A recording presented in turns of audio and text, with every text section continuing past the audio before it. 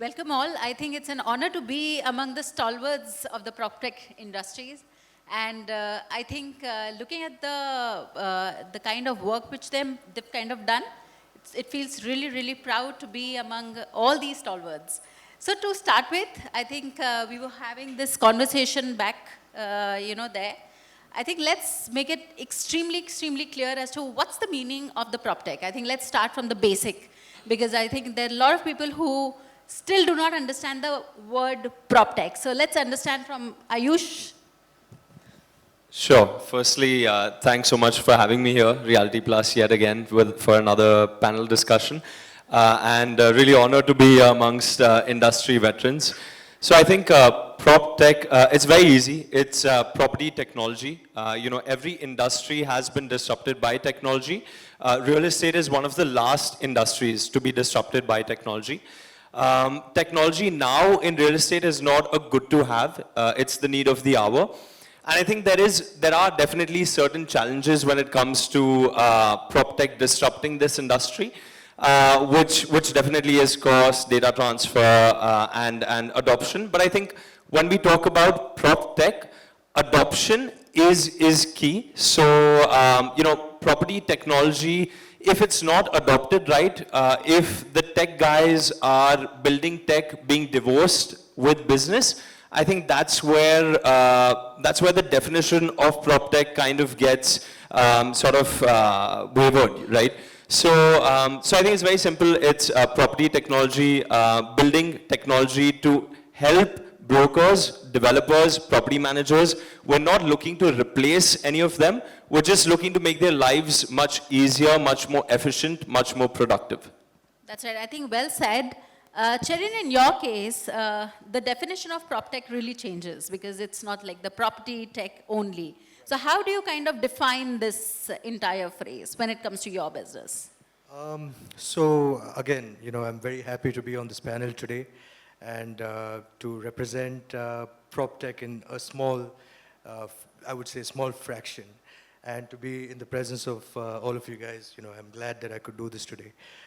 When it comes to PropTech, there are a lot of definitions that are around. There are people who look at PropTech as something which is very basic, or people who go really deep into, okay, what can we do with AI? What can we do with analytics? What can we do with robotics? What can we do with IoT? There's a lot of technology. There's a lot of buzzwords as well, right? So in my business, PropTech, I would say, is to build a solution where you get the everyone, all the stakeholders to come on board and to embrace the solution without there being any roadblocks, right? So you can build something that NASA would say this is amazing, but then if your stakeholders don't use it, if there's a language barrier, if there are other challenges, which Aayush had mentioned as well, then you're probably going to have something which you're going to put it aside, and then that's about it. So I think it needs to help add value to the chain, add value to all your stakeholders, to the developers, the managers, everyone. So that's so well said. I think it's bringing all the processes together. I think a very complicated business function, solving it appropriately. Dhruv, in your case, you're handling a very, very complicated set of sectors. You're also dealing with something to do with Indian Army. I think you've brought a very disruptive concept when it comes to PropTech versus construction versus infra versus some kind of very sensitive, sectors like Indian Army and, so many of them. How do you relate a PropTech business? First of all, thank you. This is the very first time I'm speaking on a panel. So it's very new to me.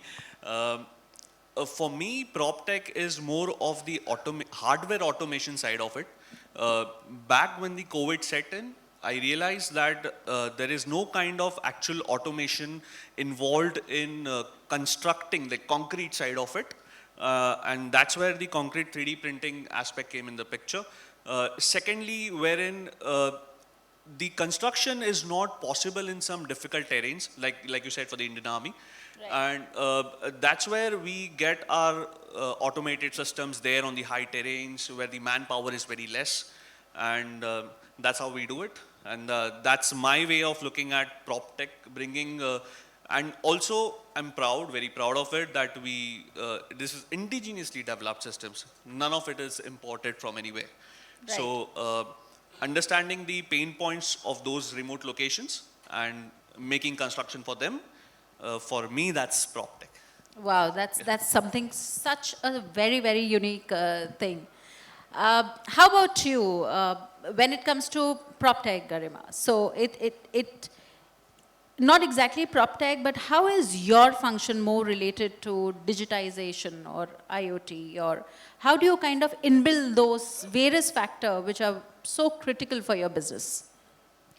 So I would answer it in a much more comprehensive way rather than just talking about what do we do.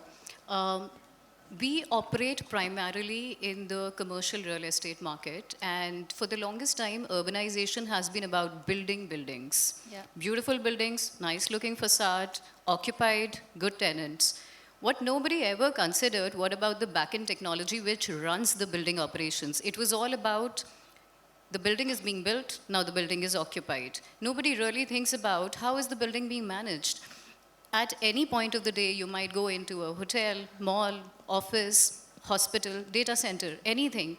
Does one know what is the kind of usage and the wastage of everything that is required to run a building operation? Because from cooling to heating to usage of water, fire compliances being met, the indoor air quality, comfort, it was not there.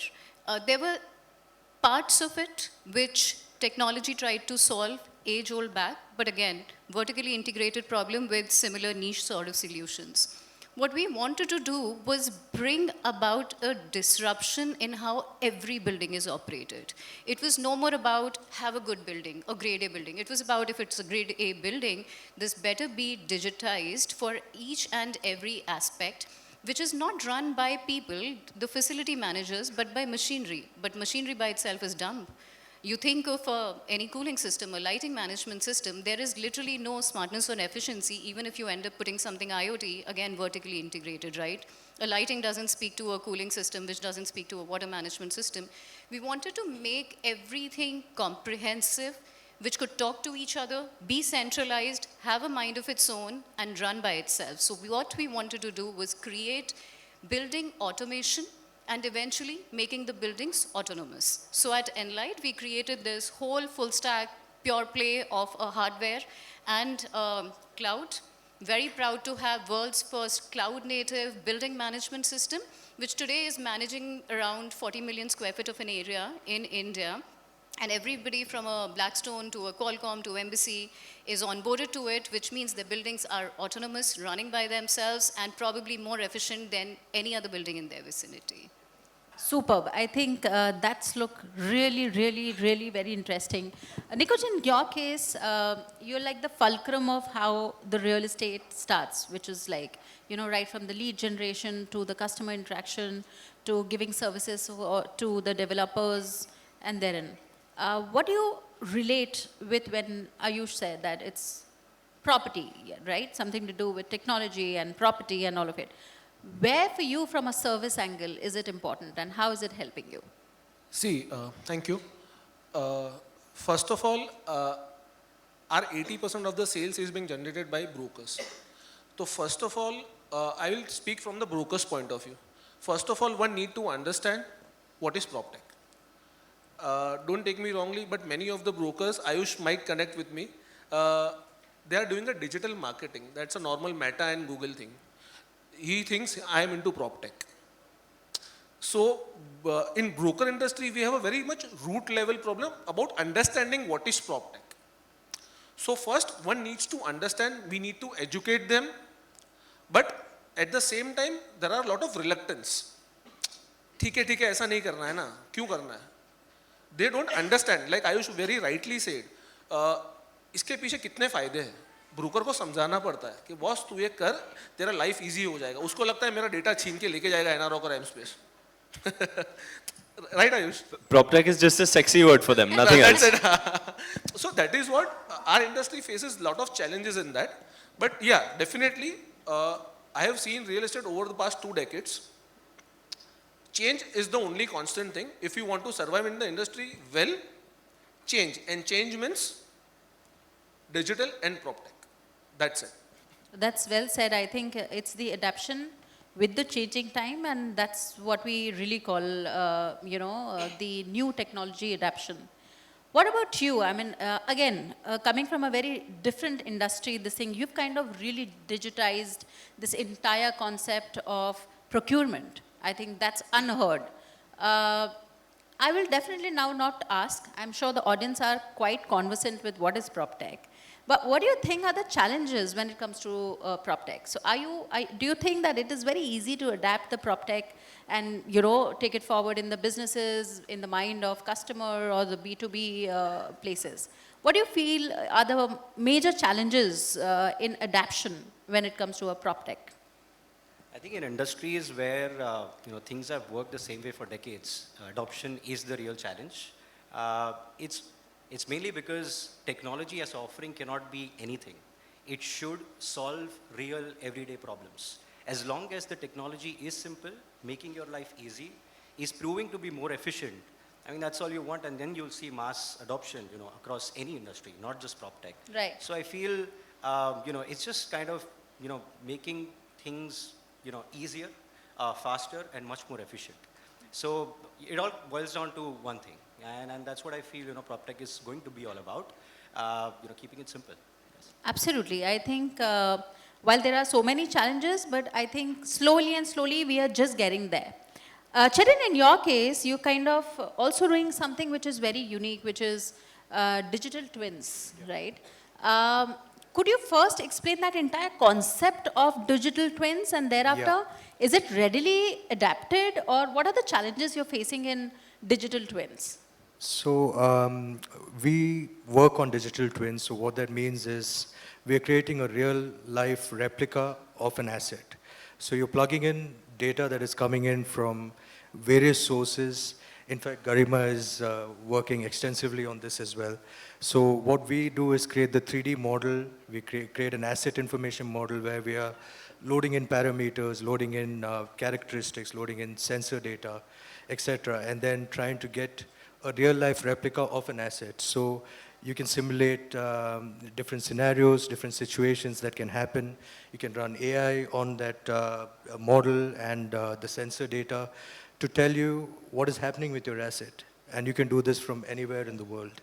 Now, with respect to adoption, I think if you consider PropTech, we have the same challenges. You have data which is sitting in multiple systems. You need to bring that all together. You have a reluctance to change. Things have worked a certain way for, decades. Do you really want to change and bring in something? There are people who feel like, okay, what is my role here after this comes in, right? So there is a reluctance to change that happens. Then the cost implication, which is very important for geography like India, is what is my ROI? Okay, this is capital intensive, I'm going to create a 3D model, I'm going to create a digital twin. When do I see an ROI on my investments? Like, am I going to see it in the next 5 years and then, look at profits? And then will this help me in any other part of the business? So I think these are some of the challenges that we face when we push out digital twin as a solution. That's a very, very interesting concept. I think digital twins, it's like, I'm glad that Garima is basically working on the similar concept. And I think if kind of really the understanding, a complete total understanding. Taking a clue from here, Aayush, what do you think? What are the problems which we are facing when it comes to, say how, Cherian has said that, there's so much to do. I mean, there's a data, you kind of assimilate the data, you kind of make a replica, and, you can test your ROI as to how the ROI. But coming from that perspective, from a larger customer satisfaction, the customer adoption, do you really think that the PropTech or the technology, whether it is an AI, whether it is all the other functions which are there on the technology side, is it very easy to adapt, or what are the challenges? Or what do you think, when do we see that time when people will start adopting that? What do you think is the challenge? Especially when I know that you're working on an ACP model, which itself is going to be a unique one. If you can have a highlight on that. Right. So I think we all need to understand that real estate is a very relationship-driven industry. It's a very trust-driven industry. And obviously us bringing in technology will not be an easy adoption. It's going to be a tough resistance towards technology. I think what's changing is that the new age buyer sellers that are coming in, the Gen Z, I would say they're the Spotify generation. They want everything on demand. They want everything, as Ronak said, very easy. So, you open up a WhatsApp and it's very easy to understand. There are only two functionalities. And I think that's where there is a lot of opportunity to make and also to understand this data. So data is definitely the new oil. And a lot of tech companies don't really understand how to use this data. So, if we use this data to give personalized recommendations to our clients, to the brokers, to the developers, in terms of, doing a predictive market analysis where there could be further market demand, the developers would then focus on the underserved areas.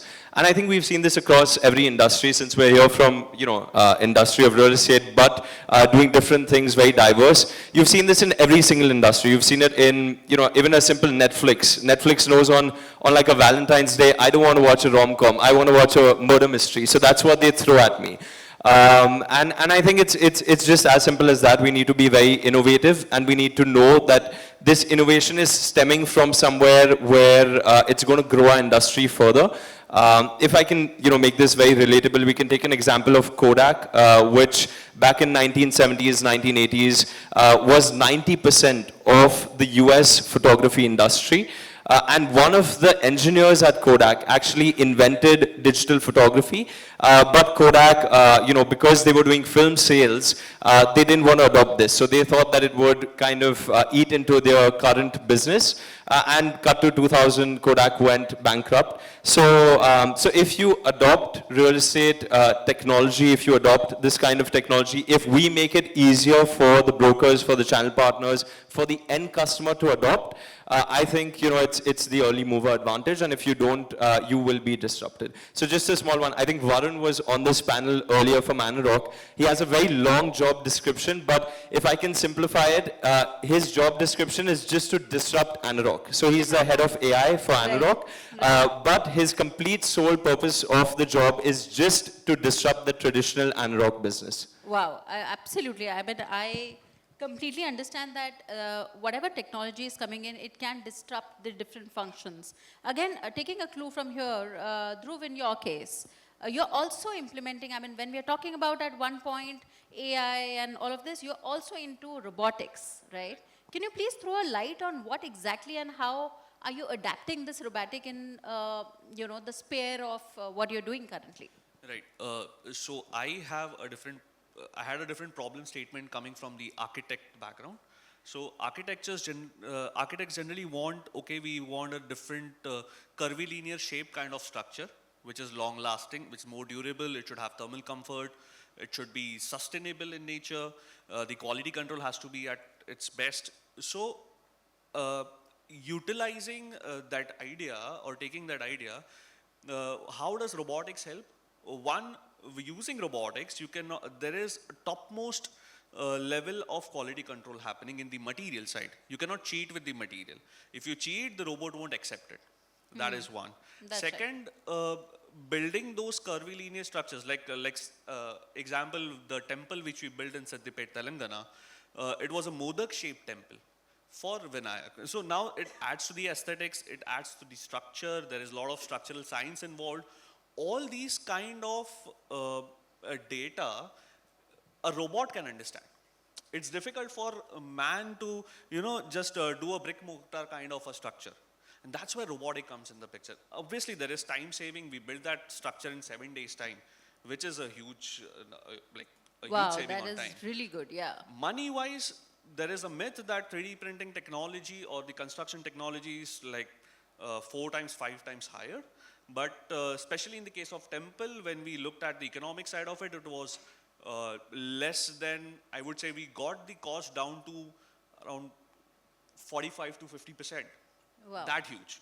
Wow, Yeah. that's So really that's nice. the that's That the adds reason up. I'm here. Yeah, absolutely. Breaking the myth that yes, it is cost friendly, it is technologies there, it's sustainable angle to it, and yeah, with robotics you can't cheat. So Right. that's the, That's a very interesting thing. Now, these robots, say for example, you're spending certain amount on this robotics and everything. Do you really feel that when you, and this is actually a generic question which I want to pose to everybody out of the course, is when you go to your consumer, whether it is a B2B or whether it is a B2C, do you think that that kind of a concept where you have your own confidence, say for example in every field, whether it is Aayush talking about channel partners, or Nikunj talking about the customers, or Ronak talking about the procurement business, or probably the technicalities, or Garima talking about a very different concept when it comes to efficiency. When you try and explain that to your customers, do you think that that kind of conviction is there, when you're kind of doing it, that kind of a trust on, because you guys are heavily dependent on the prop tech, or I would say technology or AI.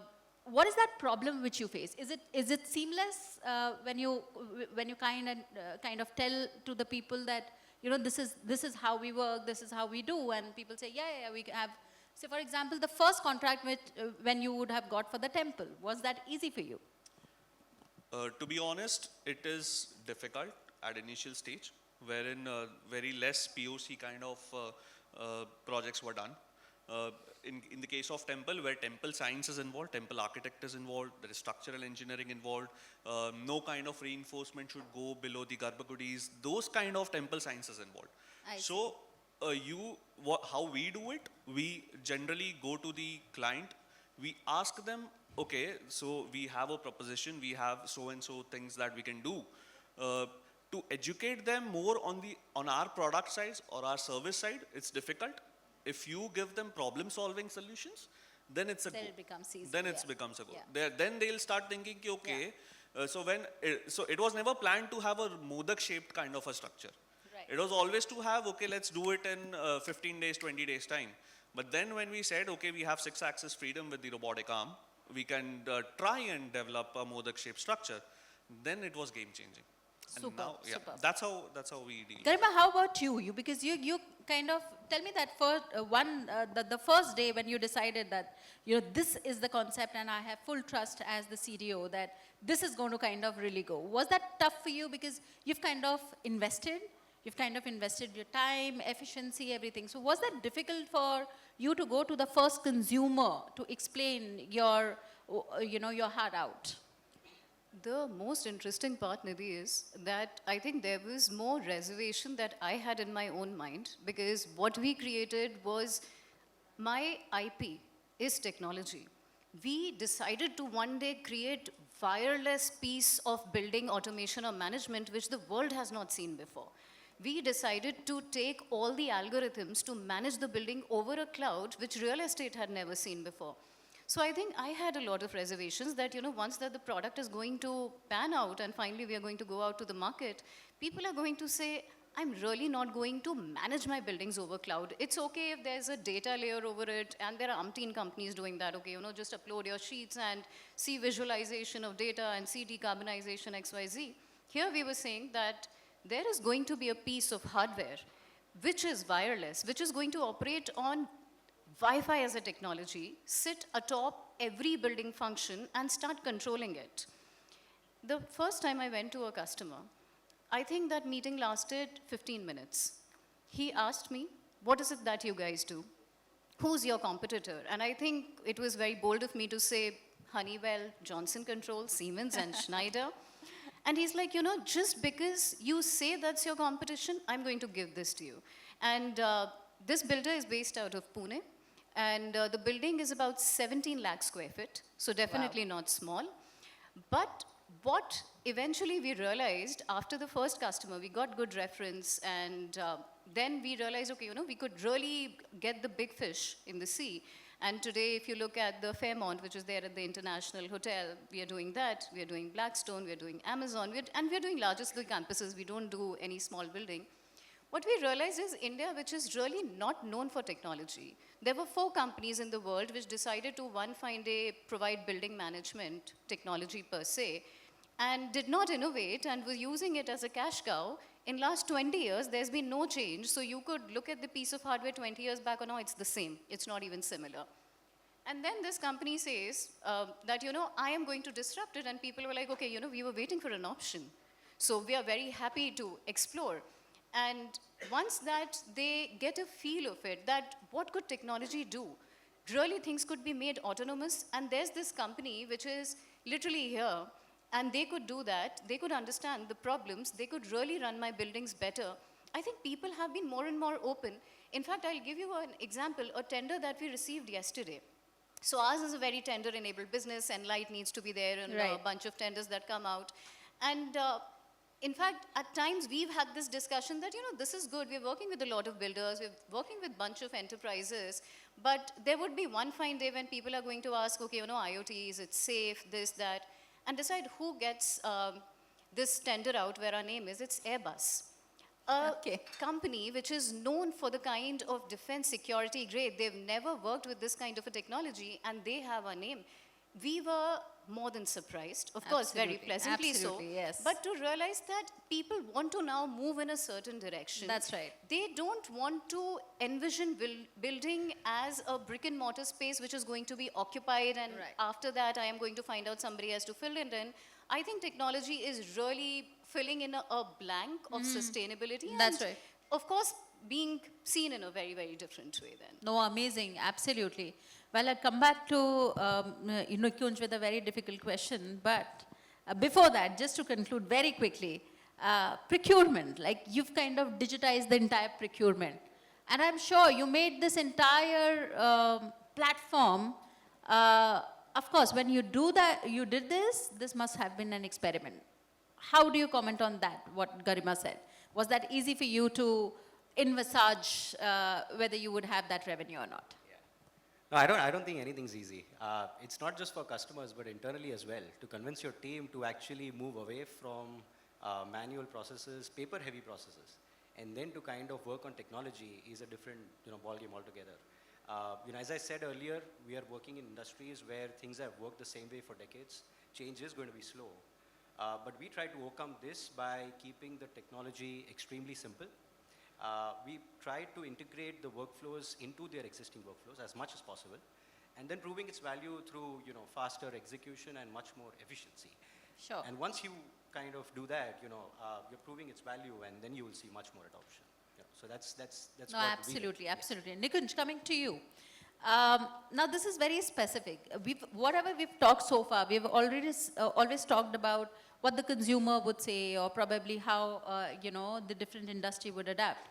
How about the internal? How about the employees? Is it easy? Because you've kind of been managing a big team of people, right?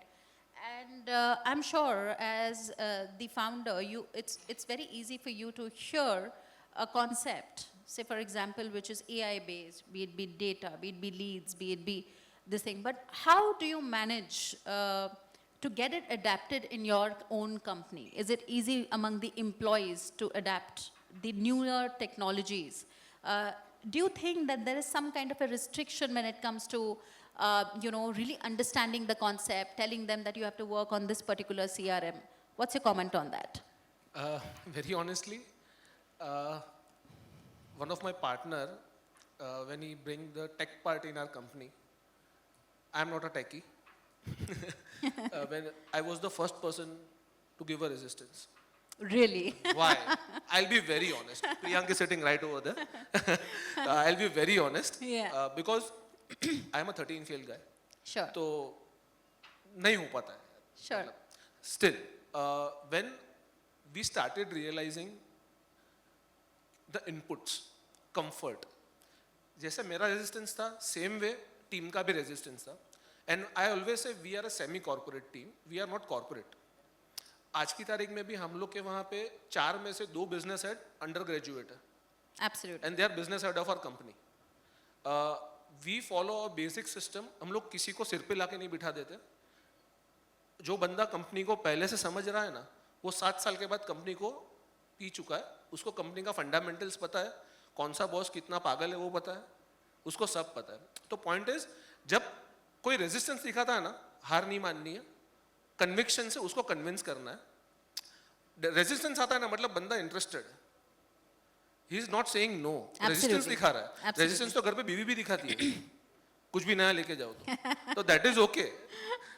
तो point नहीं, तो point is resistance आता है. I like it. Yes. हाँ, of course you need to convince them. Yeah. आज की तारीख में जैसे मेरी कंपनी, पहले CRM क्या होता था पता नहीं था. Yeah. Right now we are paperless. Right. मेरे वहां पे everything is on CRM.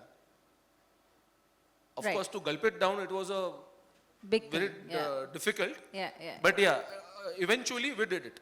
Right, right. Had any time you felt that, okay, this is not the way, let me go back to my traditional way, I've been doing this business, let me completely get off the property Never, side never. of it? After understanding the benefits, Okay, never. okay, all right. I think just to add to that, it's good that there is resistance because that helps us innovate. Right. So if there was no resistance, It we would becomes not difficult. be sitting with 3D printing technology. Absolutely. We would not really have these blockchain transactions online, AI, VR tours. So I think it's a good thing. It's not a Absolutely. negative thing. Absolutely. Absolutely it is. Ayush, again, talking about a similar point over here, you're kind of at a phase where you're developing something new.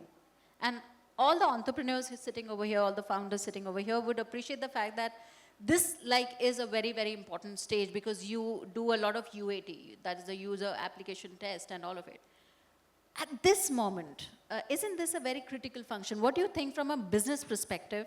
You are day in and day out engaged in that one thing in development side. When it comes to, we all talk about PropTech, we all talk about adoption, and I'm sure all the people sitting over here have undergone that kind of a time where they were developing this entire thing.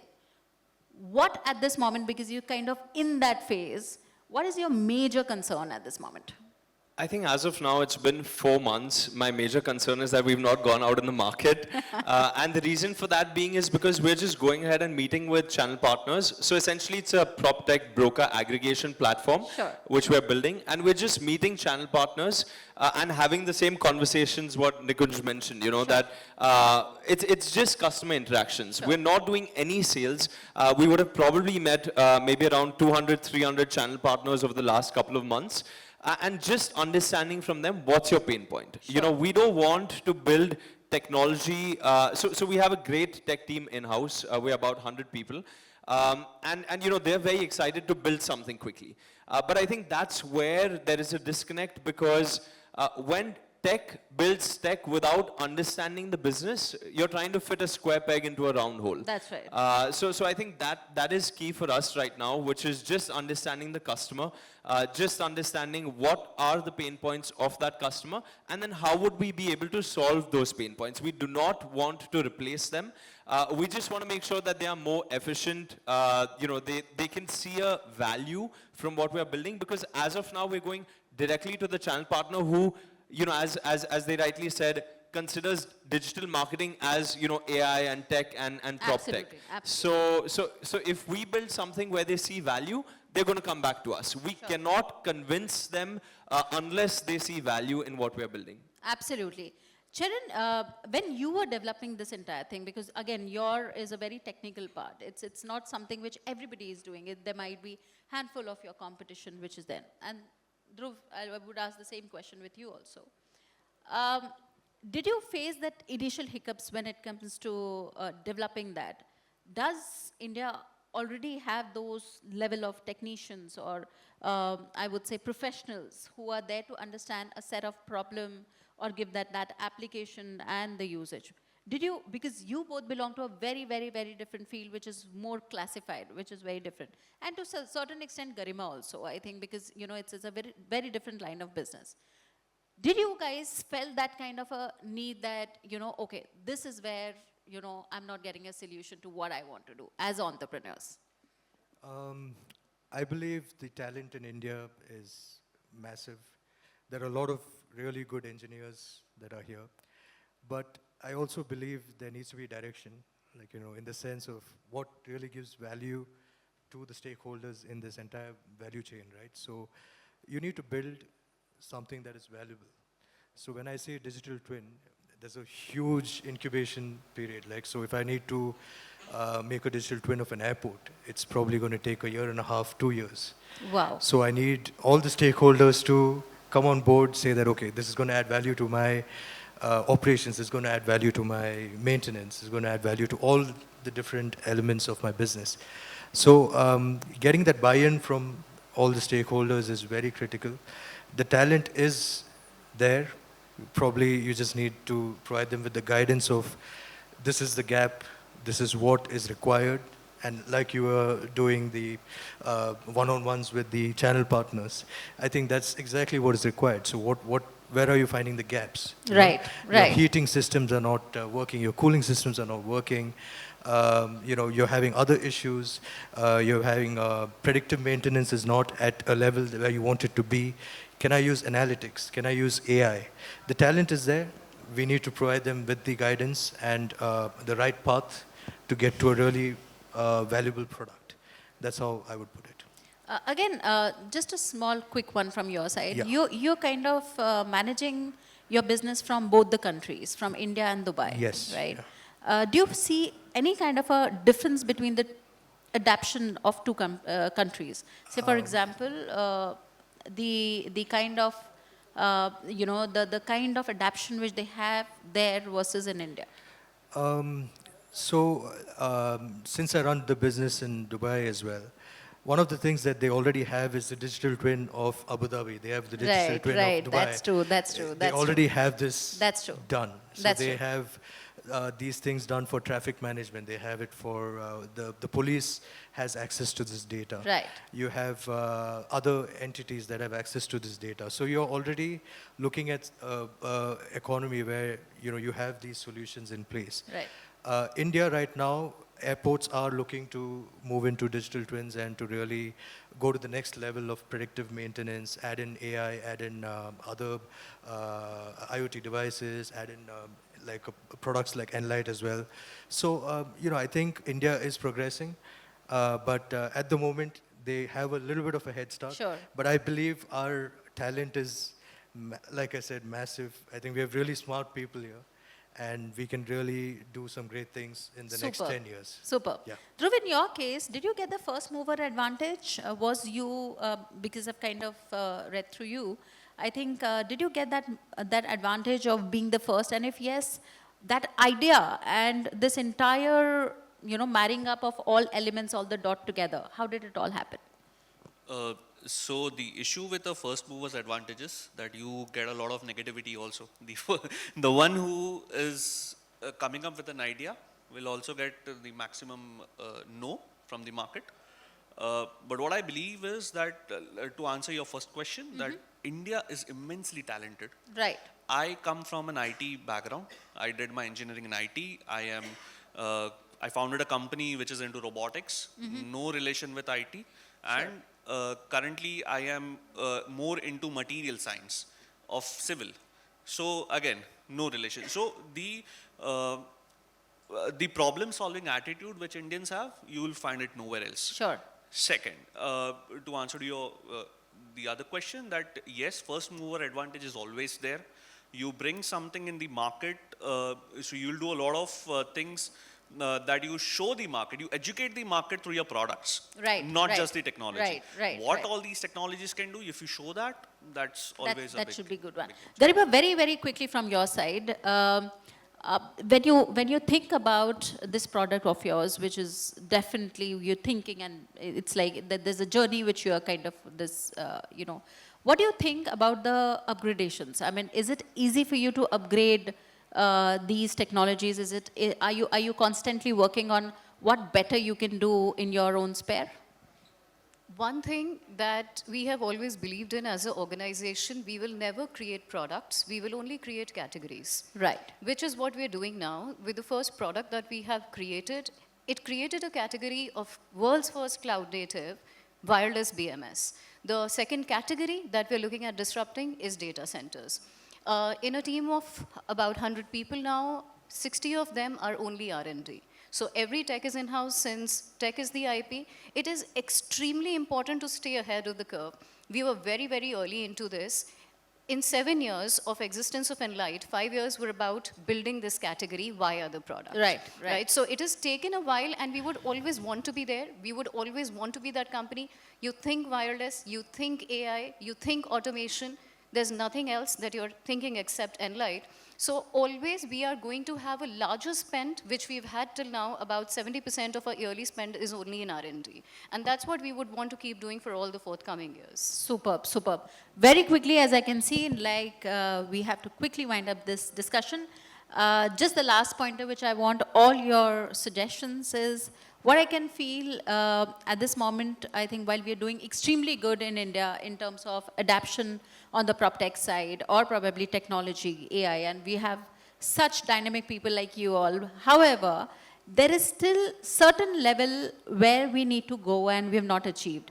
What do you think from a mass category, in case if we want to do a mass adoption of technology in India, what is the steps we should take and how? How, in your respective fields? So for example, Nikunj, in your case, the AI or probably the automation has not been done still in the real estate, especially when it comes to service industry. What do you think we should do, and how we can kind of make this mass as an tech-driven sector? See, I'll tell you one thing. It's a very sweet spot. Sure. So basically, don't try and enforce somebody on technology. First, let them understand what is tech. Like we were discussing inside with Aayush and you, I was discussing with you. Right. We have an app, Absolutely. M-Connect, for Absolutely. CPs.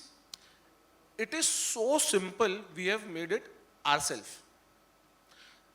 If CP really uses this app, uska business bhi badega. Yeah. He will get everything. Absolutely. लेकिन उसको understand करने के लिए आज मेरे वही app पे it is AI driven. Right. वही ऐप पे आज 4,000 to 5,000 CPs are empaneled Right. already.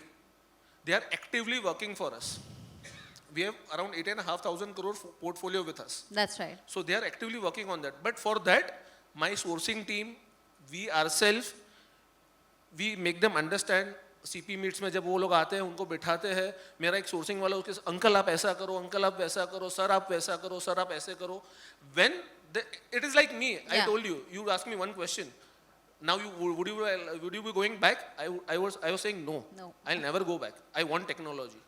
Yeah. तो once they will get that, एक बार वो खून चख लेंगे ना कि भाई ये इससे फायदा होता है, लेकिन उसके लिए रेजिस्टेंस मिलेगा, अपने को पेशेंस से उनको समझाना पड़ेगा. In our industry, it is like we are a very traditional industry. There are no norms. Yeah. Yeah. There are no thumb rules. Yeah. और उनको अभी भी एक ही लगता है कि our biggest challenges वो हमारे उनको basic sense of technology नहीं है. They are not wrong. उनको लगता है मैं एम होऊंगा मेरा सब डेटा चला जाएगा. अरे बाबा कहाँ जाएगा डेटा तेरा? आज मैं I am giving you a comfort. That's right. But honestly, it took around 1.5-2 years. But now we are managing it very well. थोड़ा रेजिस्टेंस था, अभी भी है, लेकिन वी आर डूइंग, हम लोग के टारगेट से तो बहुत ऊपर जा रहा है. Right. I think these are the stories which needs to be told, you know, very quickly. Ronak, how about you? What's your opinion? Quickly on that. Yeah, slightly different. I think the first trick again is to keep it simple. It should solve a problem. But on the other hand, I think there should be trust built around technology. Yeah. You know, we talk about AI, innovation and all of that, but AI builds with, it Right. kind of evolves with time. Right. You know, it's data that is, put through that technology. It evolves with time and understands the business. Trust is not built overnight. Right. It's earned through execution. Right. And I think that's something that, we should concentrate on whenever we build any piece of technology, in any industry. Absolutely. Execution is the key. How about you, Aayush? What's your comment on that? So just a helicopter view on this, very pertinent points. I think the government's push, that's something that's really going to help. So the government, and they've been doing a fantastic job, especially with RERA coming in, it's bringing a lot of I trust. agree, I agree The Smart with that. Cities Yes. Initiative, Startup India. So they've really been doing a good job. Right. And I think the continued push of the government, which started really, after COVID at a very accelerated pace, I think that's something that's really going to help with mass adoption. Absolutely. Absolutely. What's your opinion on this, Cherian? Yeah, so I think one of the things is education and training. We need to educate our clients and all the other stakeholders on the value that these technologies would bring, right? So again, going back to Nikunj's point as well, you're showing him that there is a value that is added by having this technology in place. So I think it starts with education and training, getting them on board, and then going on from there. And of course, as all the other points as well, like, getting a government support, having them on board, because nothing can happen without it. So we have to be honest with ourselves. So- Absolutely, absolutely. So that's pretty much Right. it. Yeah. Dhruv, how about you? How do you propagate this idea of, get into it? So, okay, from my side, it's there. The developers or the builders or the architects are understanding the technology now. Sure. It has almost matured. Okay. The adoption is there. Sure. On scale-up level, yes, maybe 2-3 years down the line, we'll see a lot of beautiful infrastructure. Right. Those like Dubai. Right. Like Dubai. India might be Yes. the next Dubai. Lovely, lovely, what lovely. I feel. No, well said. I think absolutely. And Garima, how about your opinion on that? I think fairly in lines with what everybody says, that people were for the longest time told that tech is an enabler and not a deterrent. But now when over any product that they adopt, when they see it tangibly, that, okay, this is how it's enabling my everyday function, and I can still go to my boss and then say, this is how much I'm doing better because of this technology, it really helps them to sell themselves in their organizations, which is helpful. Government always, when they come up with mandates, it acts as a marketing push. Suddenly people start talking about, from IoT, be it UPI payments or be it adoption in real estate technology, government saying something will act maximum to the marketing push, which nobody else can do. Absolutely, I agree with you. Well, I think, first of all, my congratulations to all of you. I think the work and the kind of activities which you guys are doing is tremendous. The kind of investments in terms of efficiency, knowledge, I think absolutely you're kind of making a mark to all the people. You've kind of proved this, that PropTech is nothing to get scared of, like how Nikunj said. It's not to get scared of. It's something to make our life easier. So I think you will continue to propagate that. And thank you so much for this session. It was absolutely enlightening one. Thank you so much again. Thanks.